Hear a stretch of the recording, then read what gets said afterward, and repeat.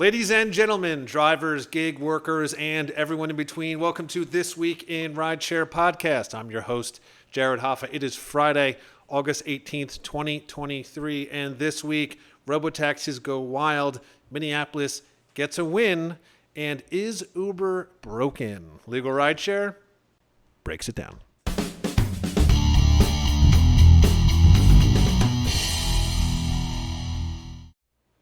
And today I'm joined by Torsten, the rideshare professor, and of course, Legal Rideshare's co-founder and lead attorney, Brian Greening. Gentlemen, happy Friday. Thanks for being on the show. Happy Friday. Thank you for having us. What a wonderful opportunity. Thank you. Go ahead, Brian. I just wanted to say happy Friday myself. I want to thank Torsten for coming on. Yeah, we have worked together for quite a while now, and I thought it'd be great to bring us all on to discuss just some of the really recent and important topics for drivers and gig workers. And honestly, Torsten, I think you do something really unique in the gig space, rideshare space with your channel. You do a lot of education, but you also do a lot of encouragement, a lot of giving drivers and workers what they need to succeed, and then saying, hey, we can do this. You can do this. I think that's really important, and I think it fits really well with what we're trying to do now.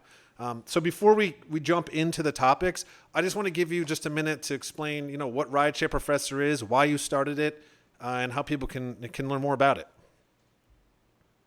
Firstly, I want to say thanks, guys. I appreciate our relationship, and everyone that's come through my channel that I've introduced to Legal Rideshare has actually come back to me and said thank you for the introduction. So whatever you guys are doing over there, you know the business, you're protecting the drivers.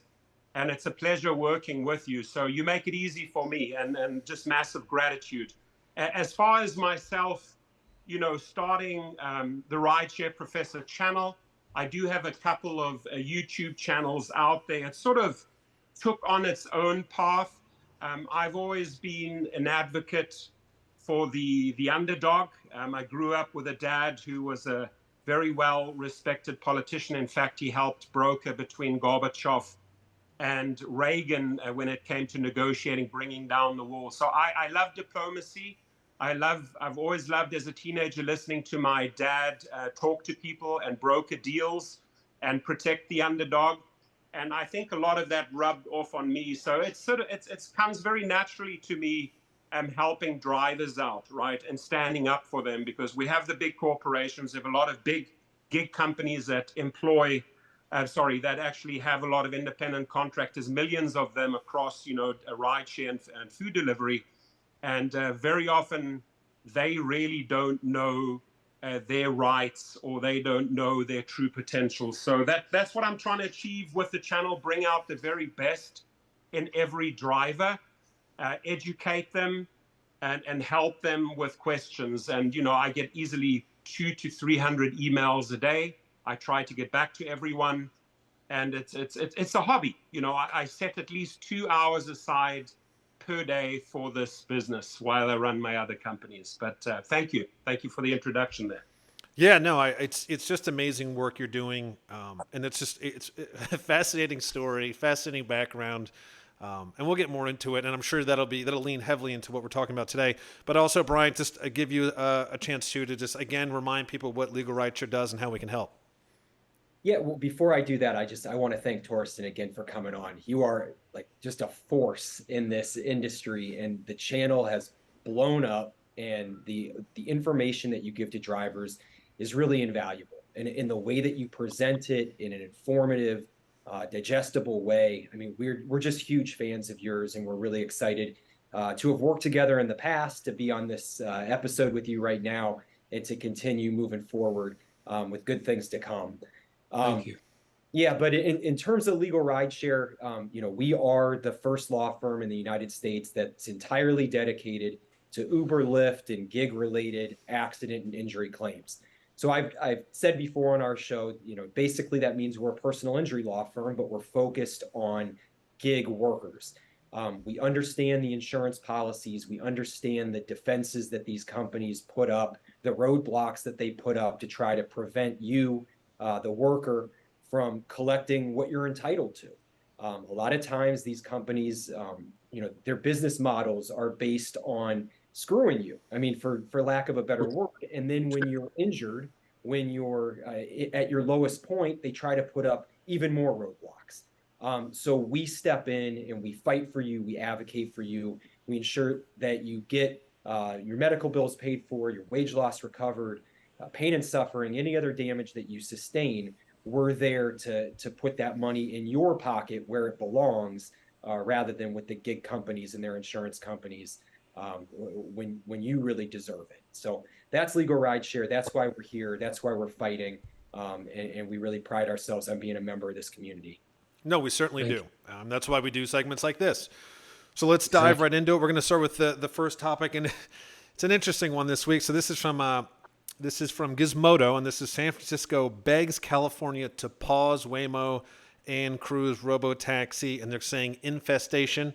And again, this is from Gizmodo. Now they said, quote, reports that San Francisco City Attorney David Chiu filed a motion with the California Public Utilities Commission asking the agency to halt the recent expansion of Waymo and Cruise services. So basically, they're citing that the technology is not ready. They've even gone so far as to say, quote, we have seen that this is not ready and poor performance has interfered with the life-saving operations of first responders. San Francisco will suffer serious harms from this unfettered expansion, which outweighs whatever impacts AV companies may experience. So it's not a great sign for AV. I'm going to toss this over to you first, Torsten, and just kind of get your opinion on what you think, what's going on out there and what's the solution? Well, I'm very vocal. I'm not shy to tell the truth here. And, they're just not ready for this technology yet. What should happen here is that they should take this off the grid, create a little city, in a desert area, invest the money. Google, Cruise, they have the money to set that up. And they really need to go and test it off the grid. Integrating these vehicles, in modern day it's just shown it's a disaster. Every single day on social media or in the news, you will see one of these Waymos or Cruises stuck in the cement. They created roadblocks. Multiple cars were confused. Ambulances and fire engines couldn't go through because they were blocking the road. I mean, San Francisco, right next to Palo Alto, tech capital of the world. Obviously, Uber and Lyft are pushing big time to get this technology off the ground rather sooner than later. The end goal is to replace the drivers with AVs, but it's sort of become like a comedy show, right? I mean, even yesterday there was an article. They were interviewing people. The Waymo and Cruise are now the latest little gadgets to have sex in. So, I mean, you guys cover the stories. I cover the stories. That's reality. They're not ready yet. Yeah. Travis, way back, already said, that's what we're gearing up to. They're focusing on AVs. Drivers are upset. Obviously, they can see that these vehicles are there to replace them. And I think our job, or as YouTubers, or you guys with your channels, is to really just educate the public what's going on, educate the drivers, and then also maybe put a little bit of pressure on the legislators. You guys are not ready for this yet, right? And they're trying to force this through, trying to roll it out in more cities. But, I think it's still years and years away. But that's just my personal opinion here. Yeah, Brian, we had discussed this before, and I'm going to tap you for this. But we've discussed there's just a lot of gray areas, or maybe just really no solutions yet, to when something happens that's not kind of funny, when it's not okay, well, they're just stuck in cement or whatever. There's some serious legal repercussions if these things start doing damage. That's exactly right. The technology is not there yet, but neither is the policy. So a lot of times these cities don't have any idea how they're going to legislate. The insurance policies are not up to snuff right now. We don't know who's going to pay when something does go wrong. Say an AV crashes, everybody's going to get sued, with the company that put it out there, the person that was operating it. Right. We've seen in the past the Uber AV vehicle with the human inside got in the crash and killed a woman. we don't know how people are going to be made whole when incidents do happen. We understand that the technology isn't there to ensure that they are safe and that they aren't going to create hazards on the roadway. So there's just so many unanswered questions that I'm with Torsten. Like, we've got to figure this out. These companies have been trying to put these vehicles on the road really since they started. Uber has always said that the goal was AV. They've always, put that thought out there that eventually the drivers are going to be replaced, and now there's kind of blood in the water. They have the technology to start the process, so they're trying to jam it through as quickly as they possibly can, and that's just never the way to do things safely, to do things honorably. We need to make sure that people like us, that the drivers are standing up and that they're demanding that things are safe before they're on our roadway.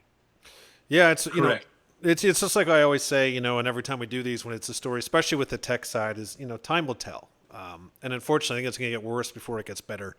But we'll see as it rolls out further. But I agree with Torsten. I think we're still years away. But again, time will tell. Let's move on to the next topic. Now, this is potentially really good news again for Minneapolis. So this is from OPB. The story is Minneapolis advances measure for minimum wage to Uber and Lyft drivers. So Minneapolis City Council members narrowly passed a measure on Thursday that would establish a minimum wage for drivers of Uber, Lyft, and other rideshare companies in the city. What's interesting is many of these drivers are African immigrants who have been pushing for higher wages at the state and city levels for several months, and it did pay. So it says if this Minneapolis ordinance goes into effect, drivers will be paid at least $1.40 per mile and 51 cents per minute, or $5, whichever is greater. Torsten, I'm going to go back to you on this. Do you think this goes far enough? Do you think that this will make it through? Well, what's well established is that drivers have been uniting here and abroad. France, a lot of solidarity there. I mean, they have I believe, an $8 minimum starting point, right? Seattle fought long and hard, got their way. New York fought long and hard, and I think what drivers are realizing, if you actually group together, if you work as a family here, and if you actually work with the legislators and present this the right way, you can achieve success, right? I mean, I work with, I talk to associations, little unions, organizations worldwide. They use my channel. I love to support them. The guys in the UK came a long way. I think we can do it here as long as we stick together. And what I do like about a lot of the immigrants that are pushing this, they know how to stick together, right? They know. I mean, I lived in Africa. I've worked with people from Ethiopia and Somalia. They know how to work together. And as long as you have someone in the inside, I'm talking a politician or a legislator, you can start building momentum, right? You got to get enough drivers behind you. You have to work with these legislators. And the interesting thing, just in this last week, Sergio from the rideshare guy, Sergio Vidian, major, big advocate, love the guy. We wired the exact same way. We expose these stories, we fight for drivers. And he said, listen, the way to go is state by state. We have to be relentless. We need to work together, Torsten. And I said, I'm 100% behind you. Have the drivers use these channels, and let's, at least if it's just our two channels, let's keep on pushing this. It has the possibility to pass in multiple states. And once it starts gathering momentum, once people can see that, oh, you know what, my mileage rate was bumped from, let's say, 60 cents to $1.41, or and actually having, there's more money in their pockets, more rights, paid holidays, and more legal rights. then we're going to see a lot of momentum. But sadly, I think the expectations of these drivers in the gig world going in is just too low. It is our job to educate them that you deserve so much more. And I've always been advocating for a hybrid model, something between IC, independent contractor, and employee. You know, you got to be paid fairly. You got to be compensated fairly. Uber and Lyft like using these numbers, you know, $34, $35, $38. They're dreaming. You know, that's not what drivers are making. At the end of the day, after all the expenses, you'll be lucky if you make minimum wage. So this is good. This is good. I was sad to hear that Tim Walz vetoed this. They didn't give up the fight. They kept on fighting. They were relentless. And now this is before Mayor Frey. So I just truly hope he does the right thing here and doesn't veto this as well. But why shouldn't the drivers deserve the absolute minimum, right? They're playing an essential job out there. They're transporting people. They're keeping people safe. They're getting people to businesses. Why don't you take care of these people? So we're gaining momentum, and we're going to see big changes, no doubt about it. Yeah, totally agree. I mean, and you're right, and it's something I didn't even think about. And Bryant, maybe you did. Is the immigrants are really the key focus here. They stayed together. They made it happen. Now, Bryant, we talked about this before, but I'm curious on your opinion. You know, as we know, Uber and Lyft always say, if this passes, we're out of here. Do you think they're going to leave if it passes? I really don't, because we've seen this in other cities where they make this empty promise of, if you give drivers benefits, if you up the pay, we're out. Well, it doesn't happen. Do you really think that Uber is going to give up the Minneapolis market because the drivers are making a couple extra cents? I just don't see it. They figure out ways to fatten their pockets in other ways. Maybe they'll charge the customer a little bit more. That's not the end of the world. They will figure out ways to make this a viable business for them while complying with the law. Every time that they make this empty promise, we see them backtrack as soon as the law goes through. They're still in Seattle. They're still in France.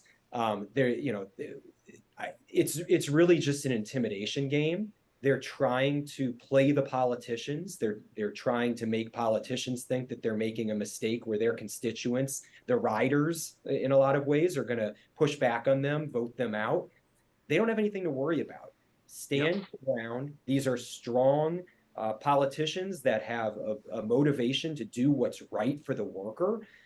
They're most of the way there. Let's cross that line. Let's put this money in the worker's pocket and take care of people who deserve to be taken care of. They're hard workers, and they deserve to have money in their pocket, food on their table, a roof over their head, and the current structure is just not allowing that.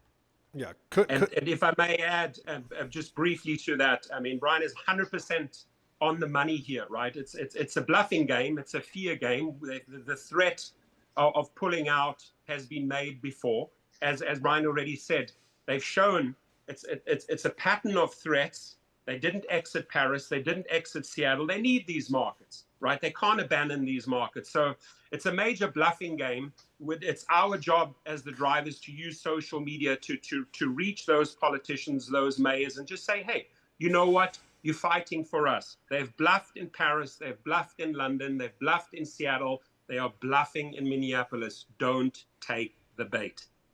And I can also tell you that there's about 1,000 other smaller rideshare companies that would love to come in and service the Minneapolis market. So if Uber really wants to leave, please go, because there's going to be other companies that step up and are going to pay these drivers what the law requires, and maybe even better. So let's open up some cities and make some real competition here. Please do it. Yeah. That's a really good point. So hopefully he passes this. I know we all want it to pass.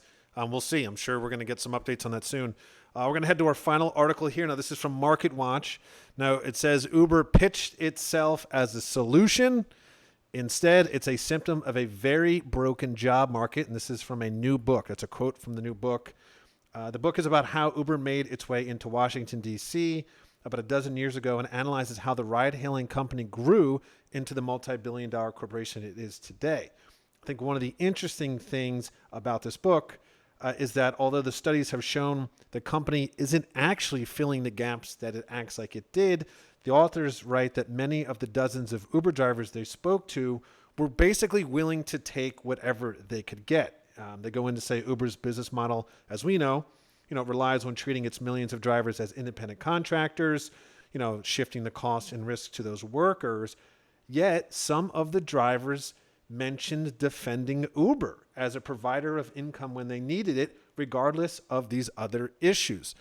I think this actually goes back to something that you had said a little bit ago, Torsten, about educating these drivers on letting them understand they deserve more than they think they do, just as a worker. Yeah, I mean their expectations, let's be honest, are rather low, right? Got a car, got a job, can put in a few hours, can make some money. But it's our job, the YouTubers or the influencers, you guys, to educate the driver. Hey, you got to treat this as a business. This is a business. Your car is your office, your hours you're putting in, right? You have your maintenance, your oil changes, your tires, your insurance. I mean, there's a huge long list. You really need to know at the end of the day what you are clearing after an 8-hour shift, right? You have to treat this as a business. So the more we educate, we motivate these drivers and show them step into your self-worth. You have not even explored your self-worth yet. You switch on the ignition, you drive, you don't ask any questions, you accept whatever is put in your account at the end of the week. Ladies and gentlemen, and I want to say it here live to the drivers again, right? If you are financing a car for 5 years, right, and you've put on 250,000 miles after 3 or 4 years, you still owe 2 years of payments, right? You may think you're making money, but you're stuck with a broken down car, tons of costs, transmission problems, and you haven't even paid your car off. So the moment you start treating this as a business, educating yourself, there's a lot of good videos out, there's a lot of good people helping you crunch the numbers, right? This is one of the channels that also shows you, but you can also explore within the gig world what other opportunities are out there, right? That's why I also say to these people, hey, if you've invested in a Suburban or an Escalade and you're driving in the Black or Premier categories, start setting up your LLC and start recruiting private drivers as well. Maximize your profit. So it is our job to show them their true potential, their true self-worth, right? What the game plan, sadly, from the very beginning when these guys had billions of dollars, hey, let's drive the taxi business out, let's drive the shuttle drivers out, let's use this crazy money to open up city after city. Very well documented how they have done that. A couple of whistleblowers have, stepped forward and shown how they've opened up these cities, how they've influenced politicians, how they've bought their way in. And then I think, of year after year, not showing profits, tremendous pressure by the companies. Hey, we got to start seeing money. The investors wanted to start seeing money. And then I think what Dara Khosrowshahi, he took over 2019. David Risher just recently took over from John Zimmer and Logan Green. But what all of these guys had in common, right? All of these executives had in common is that they pushed it too far.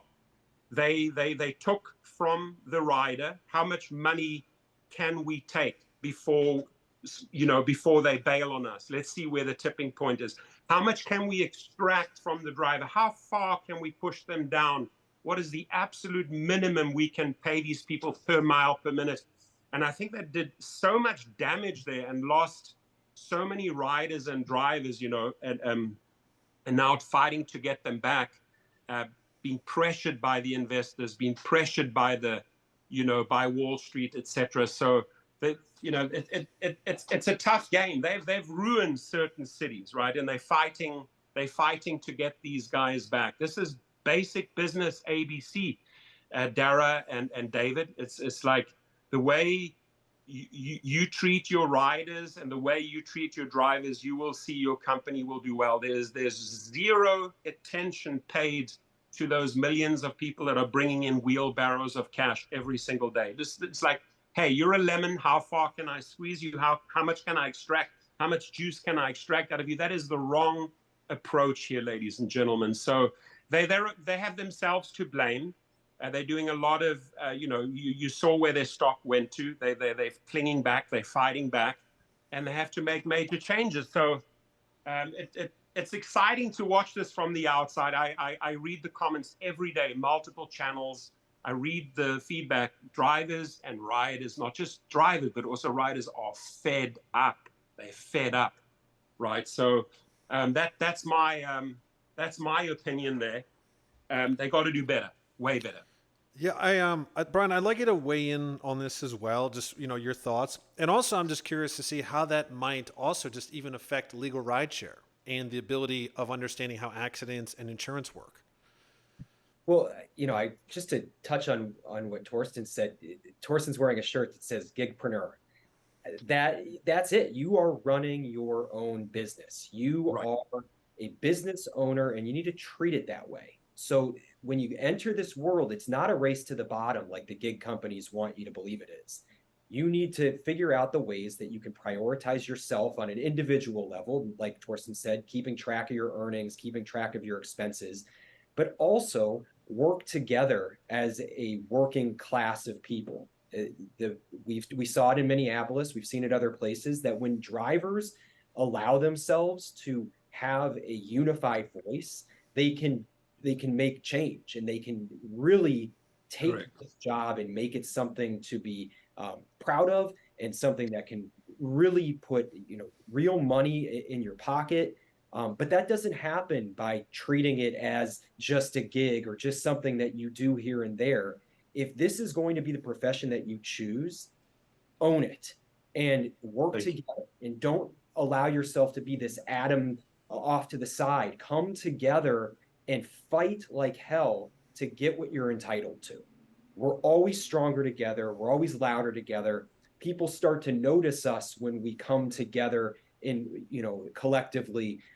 So we don't need to change necessarily from independent contractor all the way to employee. There is a common, middle ground. I think a new classification that we can fight for, but it's there. It's time to change. Let's do it city by city. Let's not make this, like I said a couple seconds ago, a race to the bottom. Let's make this a race to the top. Put the juice back in the lemon. Let's tell Uber that we need more. If we're going to drive, if we're going to put our lives and our property on the line, we need to be paid appropriately. So I think that this article is just, it highlights how bad things have gotten. This should be a wake-up call, and we should treat it as one. Yep. Wake up, let's go. Yeah, I mean, Absolutely. yeah. Go ahead, Torsten. No, I mean, he's 100% right. He's got it right there. And what I got to say, what I love about you guys is that I've spoken to a lot of attorneys, and attorneys generally just will give you their legal advice, but the business. You breathe the business. You read every article. Having a conversation with you is like you are so dialed into drivers and riders, right? And that's what the drivers appreciate about you, is that you understand the business. Having this type of conversation, with a law firm or with a company that provides the services as you do, and then on top of it has the understanding, the detailed understanding of this industry. That's what makes you unique, guys. Drivers know that. That's what makes you live and breathe this business. You know it inside out. So, again, your channel, my channel, educating drivers to step into their true potential, to work together, folks, right? I mean, legal rights, Brian always says, you work together, understand how powerful you are in the numbers. Don't just accept the job and say, okay, switch on the app, got to drive here, A, B, C, and then be done for the day. No, you need to explore your rights. You need to explore your potential out there and then step into it. Own it. Own it. Like Brian said, own it.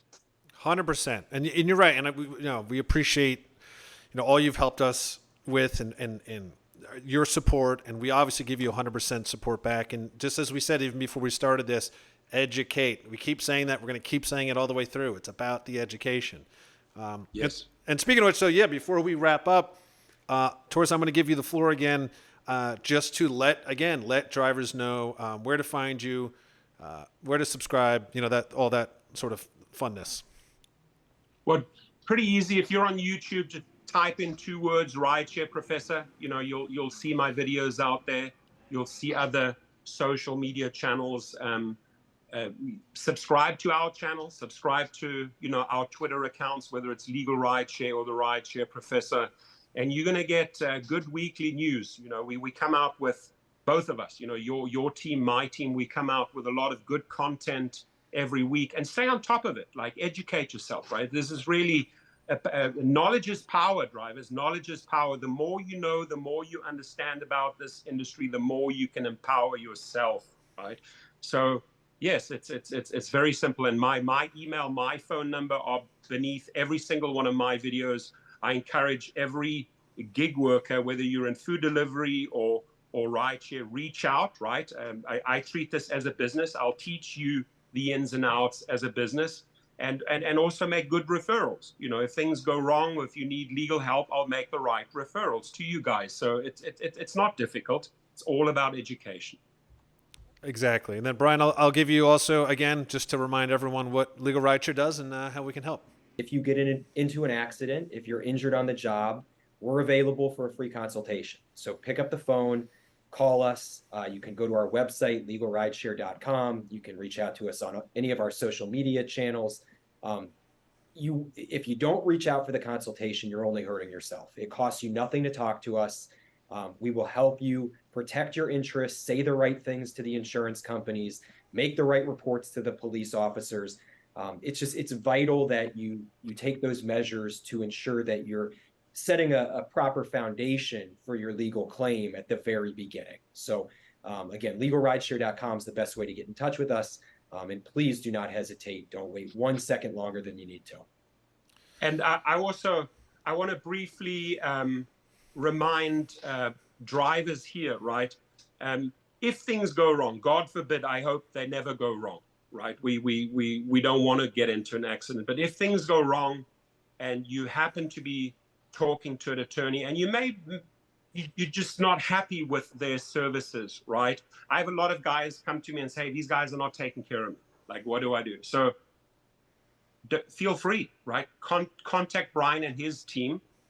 You've got a free consultation waiting there. It doesn't always mean you're in the best hands. You may have Googled and found the first number and think you're in the right hands. Here you have to really go shopping for the right fit. And there is no team out there that understands drivers better than Bryant and his crew. So I'm gonna end with that. And I appreciate the time that you've given me here. Great topics, by the way. And I hope we can do it again.